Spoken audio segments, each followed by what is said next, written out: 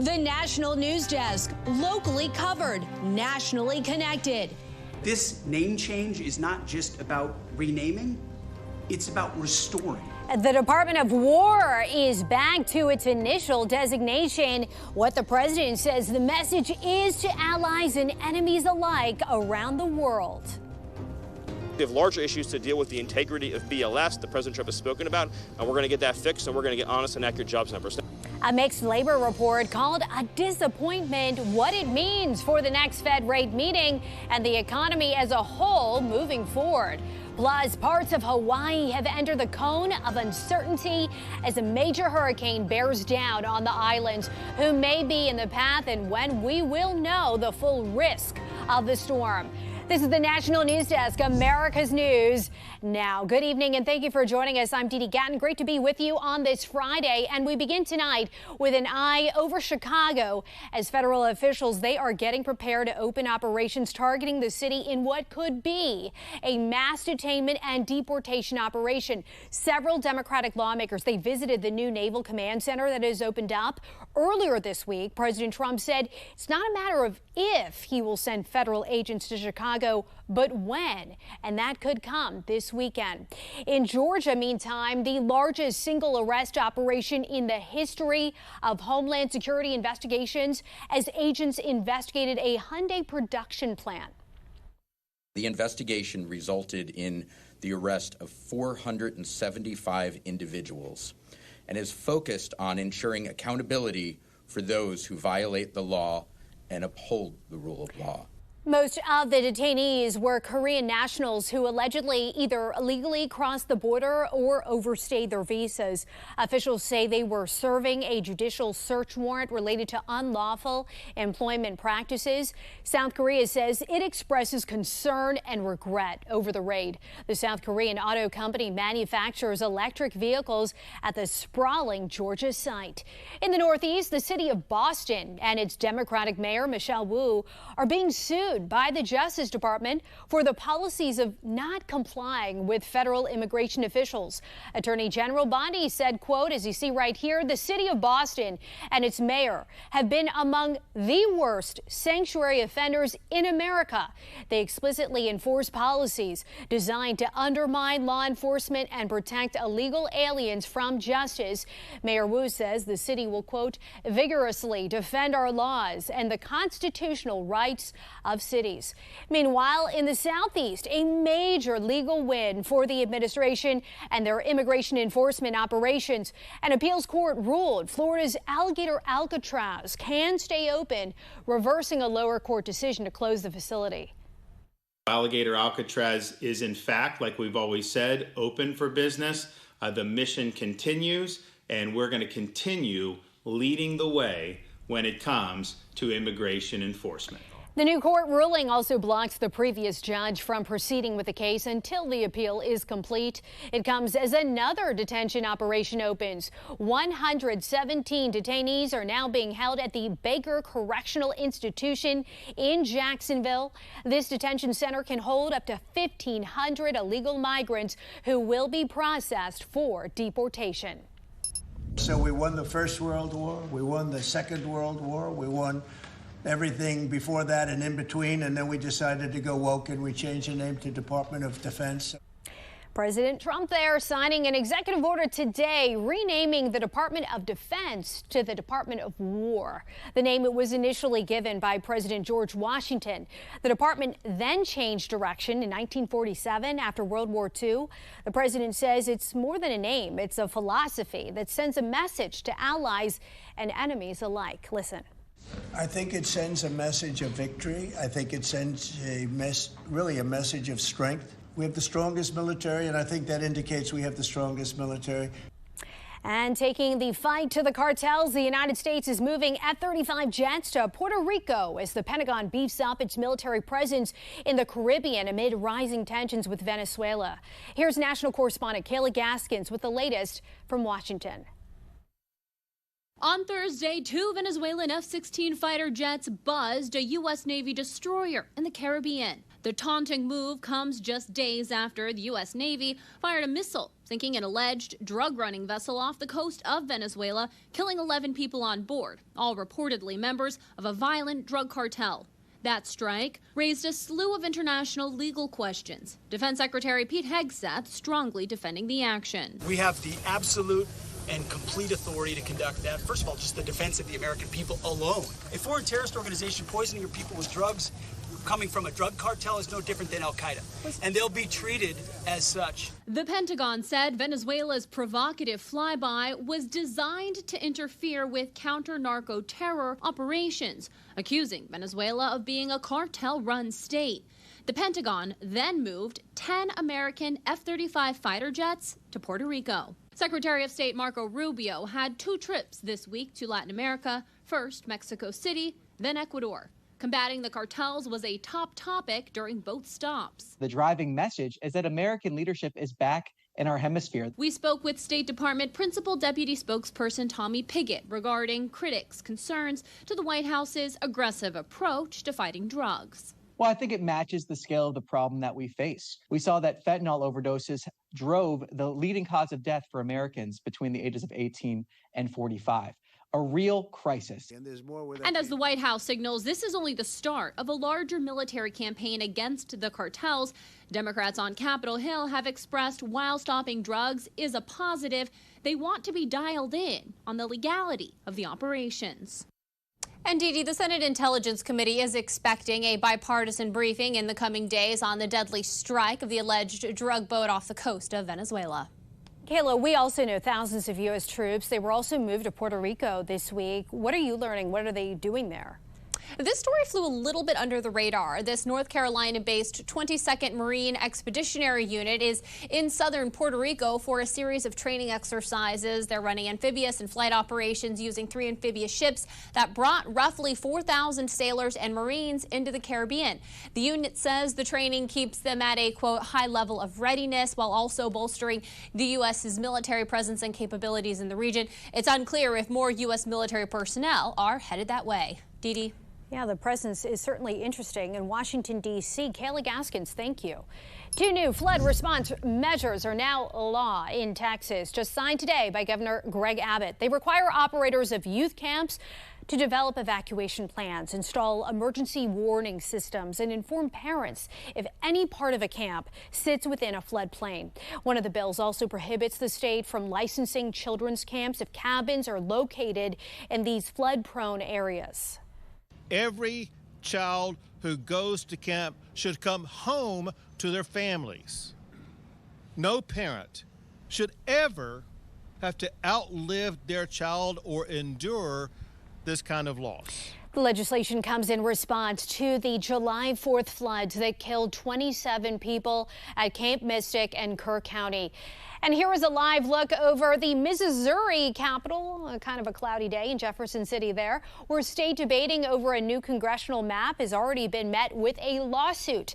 The Missouri NAACP has sued the legislature from continuing its efforts to increase the number of seats held by Republicans in the U.S. House of Representatives. The NAACP has also sued to keep Texas's new map from being enacted from the 2026 election. While in California, Texas Congressman Ronnie Jackson is suing Governor Gavin Newsom for violating the California state constitution by pushing a congressional district change. Unlike in Texas, California's constitution does not allow the state legislature to change the map. Congressman Jackson also said Newsom's actions are a retaliation against Texas and not driven by the best interests for California state residents. Other states that could redistrict their maps this year include, look right here, Ohio. State lawmakers are mandated to redistrict. Utah, a judge ruled the current map does not comply with the independent oversight. Then we've got Louisiana. The Supreme Court will hear arguments in October about a second predominantly black district. Florida could follow Texas's path to add Republican seats.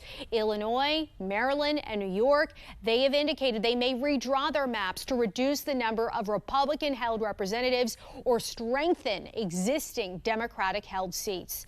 Continuing coverage, Congress ramping up its investigation into the Biden administration's use of an autopen, a machine used to affix the president's signature to official documents. Some Republicans claim it could make some of former President Biden's presidential actions null and void. Our Matt Gelka reports from Washington. Newly revealed memos from the Biden White House show some internal confusion over policies regarding pardons and clemency. The memos are part of the Trump administration's investigation into the former president's use of an autopen to affix his signature to pardon and clemency documents. Just the News reported on a memo from the first month of Biden's term in February of 2021. Pardon letters are part of a list of documents from senior staff with the recommendation you personally approve and hand sign all decisions that require presidential action. You can't delegate the pardon power to anyone, to a pardon attorney, to the vice president, to the secretary of state. The president has to make it. But I do think it's going to be uphill to prove that Biden didn't make these decisions because it can be done either with an autopen, it can be done verbally. At the end of his term, Biden granted mass clemencies for some drug offenses along with preemptive pardons for some family members. He told the New York Times in July he made every decision and an autopen was used on the warrants because there were a lot of them. Another memo from 2024 indicated the White House was okay with the vice president's approval for clemency decisions. The House Oversight Committee is currently investigating the use of an autopen from the prior administration. What we're focused on are the legal documents used with the autopen and whether or not Joe Biden knew what was going on. Thus far, I haven't seen anything that would suggest that he did. Former Biden Deputy Press Secretary Andrew Bates ripped the committee's investigation as he became the latest Biden aide to provide testimony on Friday. Bates's opening statement said Biden was in charge before slamming controversies from the Trump administration he said the committee was not investigating. Former Biden White House Press Secretary Karine Jean-Pierre and Chief of Staff Jeff Zients are set to speak with the committee in the next 2 weeks. Reporting in Washington, I'm Matt Gelka for the National News Desk, America's News Now.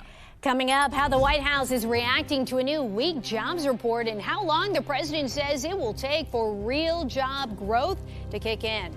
Then, a respected Utah violinist was just released from ICE custody after 2 weeks. Why he's still on track for deportation.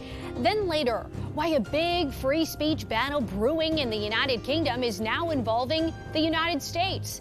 We're back in 90 seconds.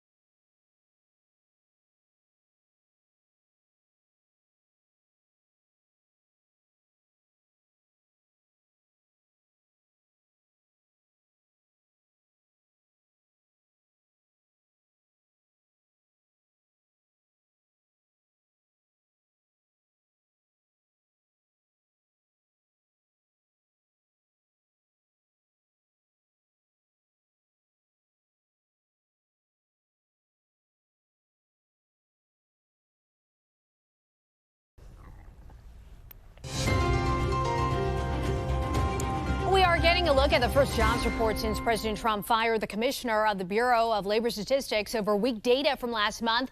Even with her gone, August jobs data fell far short of expectations. National correspondent Atra El-Nashar reports.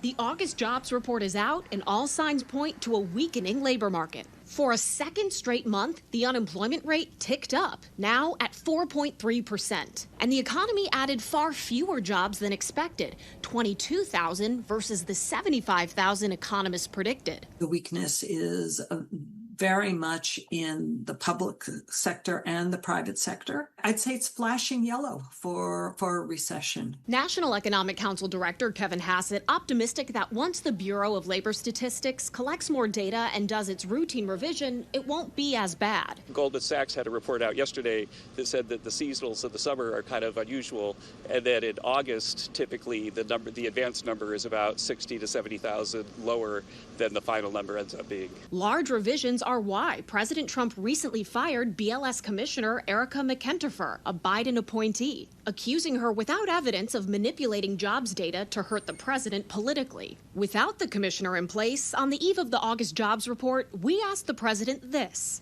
A lot of people will be turning to you to see if you believe the data that's released. Can you commit to saying the data will be credible? The number, I don't know, they come out tomorrow, but the real numbers that I'm talking about are going to be whatever it is, but will be in a year from now when these monstrous, huge, beautiful places, the palaces of genius. But manufacturing jobs, which the president plans to supercharge with tariffs incentivizing companies to move production to the U.S., are in decline. The manufacturing sector shed another 12,000 jobs last month, down 78,000 this year. The president seeming to blame the Federal Reserve for the weak report, posting shortly after its release, Jerome Too Late Powell should have lowered rates long ago. As usual, he's too late. Friday's weak jobs report may actually be the signal the Fed needs to start cutting rates when it meets later this month, perhaps seeing unemployment as a bigger risk to the economy than inflation. In Washington, I'm Atra El-Nashar for the National News Desk, America's News Now. The Department of Justice has opened a criminal investigation against Federal Reserve Governor Lisa Cook, according to ABC News. The DOJ has received at least 3 criminal referrals into alleged mortgage fraud by the board governor. Cook has sued the Trump administration for trying to replace her on the board. Also, a weather alert for you this evening. Hurricane Kiko, it is back up to a Category 4. It's forecast to approach Hawaii early to mid next week, potentially bringing heavy rain and wind to the islands. As we zoom in right here, it is still too soon to know the exact location or the severity of the impact. What we do know, swells from Kiko could hit Hawaii as early as Sunday, and this, of course, could lead to life-threatening surf and rip currents, especially on beaches facing east. In the Atlantic, a tropical system is slowly making its way towards land. It has a 70% chance of developing into a tropical depression within the next week and a 40% chance of developing within the next 2 days. The system is likely to come close to the Caribbean island chain of the Lesser Antilles by mid to late next week. The federal government is suing Southern California Edison, accusing the utilities equipment of starting January's deadly Eaton fire in Southern California. The government is seeking over $40 million in damages, claiming Edison didn't maintain its infrastructure properly. Edison says it's reviewing the lawsuit as it keeps working to improve equipment safety. And developing now, Belgium is joining several other countries in deciding to recognize a Palestinian state with conditions. These countries plan to declare their recognition during the UN General Assembly in New York City that starts next week. We have decided to formally recognize with judicial effect and legal effect the state of Palestine only when all the hostages will be released and with no more Hamas in the governance of Palestine, especially in order to avoid any kind of reward to terrorists. Secretary of State Marco Rubio says the U.S. told countries not to take this step because it will create problems and trigger a response. The world's richest man, Elon Musk, could become the world's first trillionaire. Tesla proposed a pay package for Musk that could give him over 423 million more Tesla shares. They'd be worth over $143 billion at today's value. But the overall value of Tesla stock would have to increase significantly for Musk to receive all of the shares. Health alert, microplastics found in the brains of mice are linked to Alzheimer's-like symptoms, according to a new study. University of Rhode Island researchers found mice with a genetic predisposition to to the disease develop symptoms when given water containing microplastics. This, of course, raises new questions about the impact of microplastics on human brains. We have reporters all across the country in your neighborhoods covering issues that matter to you. We are taking the pulse of America, but we start in Utah, where a respected violinist was just released from ICE custody. After 17 days, Utah violinist John Shin has been released from ICE custody. I can't wait to hug him and just have him back. His attorney, Adam Craig, says the $25,000 bond was approved and no legal appeals should stop his release. John's wife, Danae Snow, says this was possible because of the overwhelming support from the community. While John will be coming home, his case remains in deportation proceedings. I reached out to ICE regarding John's case. In a statement, ICE said John overstayed his visa and was unlawfully present in the country for 25 years. But up until that time, he was here, and he was doing everything legally, was not violating immigration law.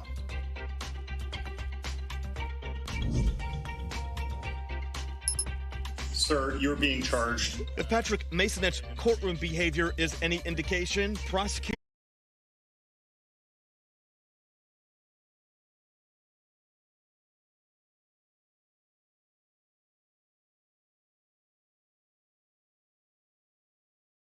he is both brazen and bad. Our cameras were there as he already faced charges of theft at a jewelry store.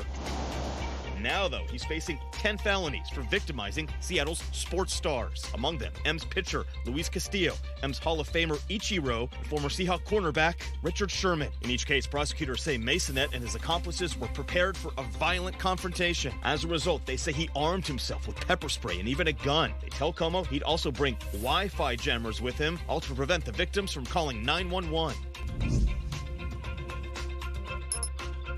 Was here at Freedom Plaza, just steps from the White House, down the street from the U.S. Capitol, where clergy members gathered to pray and protest what they call an illegal occupation of their city. Now take a look. Our cameras were at this vigil yesterday. Reverend Keith Bird of the Zion Baptist Church led the crowd, saying they are standing up against policies that strip D.C. residents of their rights. We're concerned because it seems as if things have gone off the rails. Now, the White House, however, credits the federal surge with helping to cut violent crime in D.C. by more than 45%. These faith leaders say yesterday's vigil was only the beginning. As we hit break, one of Britain's leaders is traveling to the U.S. to testify about free speech. Coming up, the battle beginning to ramp up that could soon affect Americans.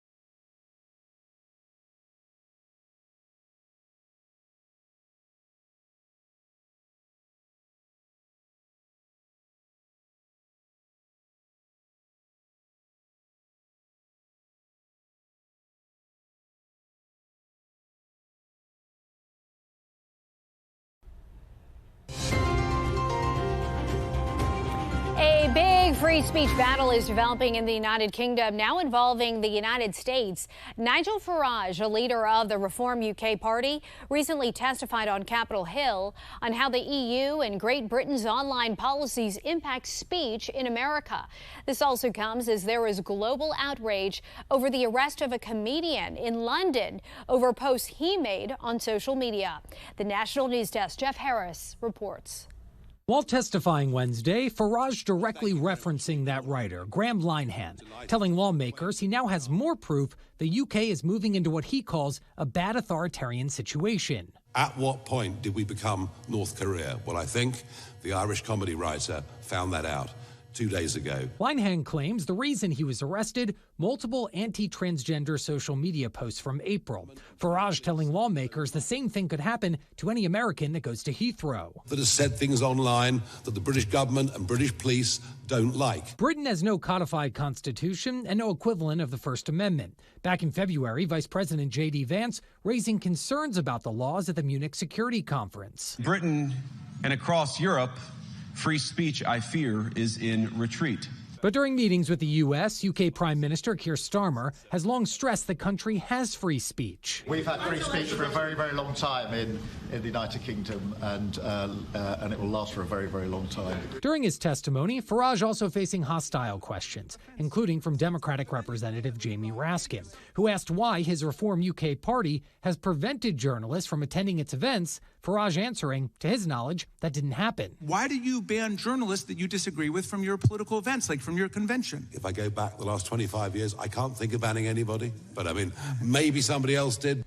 Now, after Linehan's arrest, the head of the Metropolitan Police Department called on the British government to change or clarify the laws officers must enforce, saying they're being put in an impossible position.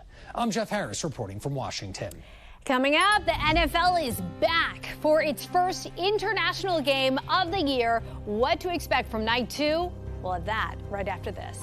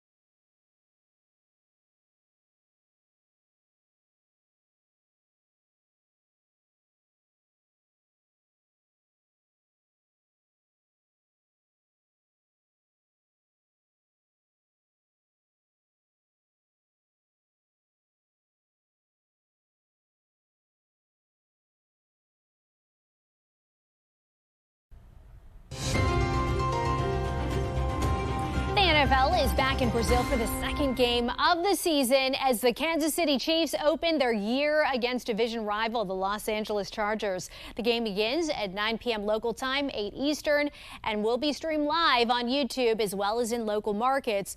Last year, the NFL played their first game in South America when the Philadelphia Eagles beat the Green Bay Packers. And that's going to do it for us for this edition of the National News Desk. We invite you to join us again at 10 this evening for a closer look at impending ICE operations in Chicago. I'm Dee Dee Gavin. Thanks for watching. See you tonight.